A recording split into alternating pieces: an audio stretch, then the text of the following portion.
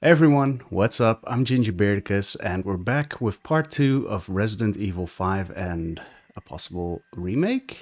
So in the first part I went over the story and the characters, the single player campaign with AI, and the co-op. Now, if you haven't watched it, please go watch it first before you continue with this video. So first I want to talk about the controls. The controls of Resident Evil 5 in its current form are like tank controls, I guess you could say. First and foremost, sprinting is something you usually do all the time in this game, and you have to either hold X down or the thumbstick pressed. So I would like to see this become either a toggle or just based on the pressure of the input of the stick, at least on console. Next up is the aiming. The aiming is kind of weird in this game in the sense that you do not see a crosshair in the center of your screen.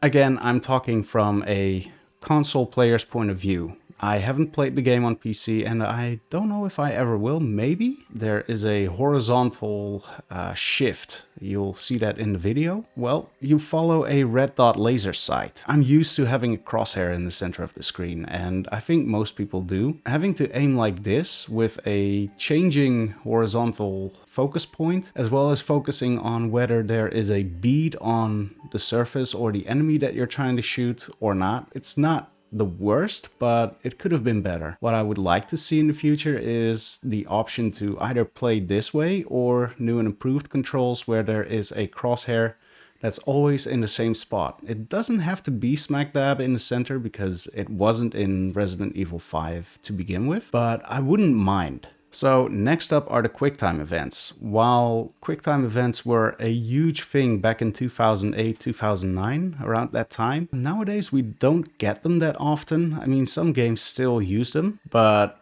in general, QuickTime events have kind of died out. But what I do mind is the QuickTime events where you have to button bash and have all these weird combinations. What I would like to see in the future, first and foremost, is an accessibility feature that allows you to either autocomplete or just hold a button down instead of having to constantly press it. Boulder punching asshole! Aside from that, I would like to see the button bash QuickTime events leave. Now, there aren't a lot in this game, but the couple that are there are like really rough and long sequences. They take about 20 seconds on the lowest difficulty and even longer on higher difficulty modes. Next up, I want to talk about camera angles. While the camera angle isn't that bad, there are some things like Chris's Gatling gun. So the big metal backpack really blocks the view, especially for the Hydra shotgun. The Hydra shotgun is a free-barreled shotgun that Chris uses only with his right hand. And this one is completely blocked out if you have the Gatling gun in your inventory, whether you have it equipped or not. Now, I don't mind to see the Gatling gun returned, but the ammo pack on his back is overkill. But I would like to see this either gone or become something like a lower back kind of pack, which isn't as intrusive on the camera angle if you try to use the Hydra. Other weapons don't suffer as much, but the added sound might also get you annoyed at some point. So I usually don't use the Gatling gun aside from the trophy challenge. Another thing I would like to see is the ability to zoom out a little further. Now, the remaster on PlayStation 4 already gave you the option to zoom out a little bit, which is great because otherwise you would be really up close and Chris or Sheva would block the half of the screen pretty much. Now, let's talk a little bit about the inventory. The inventory in this game is fairly limited in the sense that you get 9 item slots per character, which means that you have to mix and match with your weapons, your ammo, your healing items, grenades, landmines. It just clogs up really quickly, especially if you play with the AI as I demonstrated before.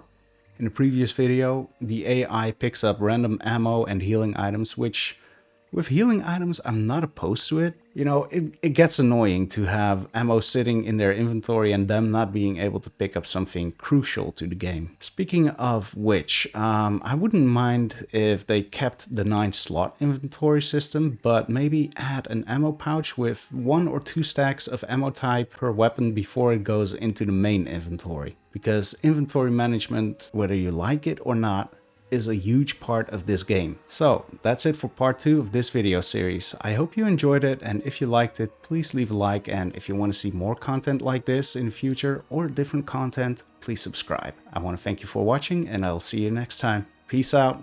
Bye.